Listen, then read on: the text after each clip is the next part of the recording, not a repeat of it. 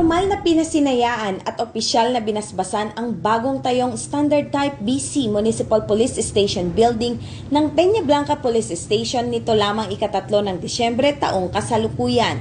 Ang proyektong ito ay bahagi ng patuloy na modernisasyon ng infrastruktura ng PNP upang mas mapalakas ang kakayahan at serbisyo nito sa publiko.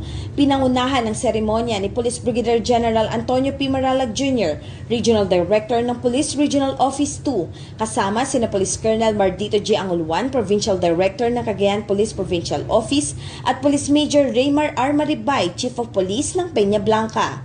Dinaluhan din ito ng mga miyembro ng lokal na pamahalaan ng Peña Blanca sa pamumuno ni Honorable Marilyn J. Taguinod, Municipal Mayor, iba't ibang stakeholders at mga kinatawan ng komunidad na nagpaabot ng kanilang suporta sa pagpapatayo ng bagong gusali. Kabilang sa mga aktibidad ang unveiling of marker, ribbon cutting at blessing of the building. Ang bagong pasilidad ay isang mahalagang hakbang tungo sa mas matatag na operasyon at mas epektibong pagpapatupad ng batas.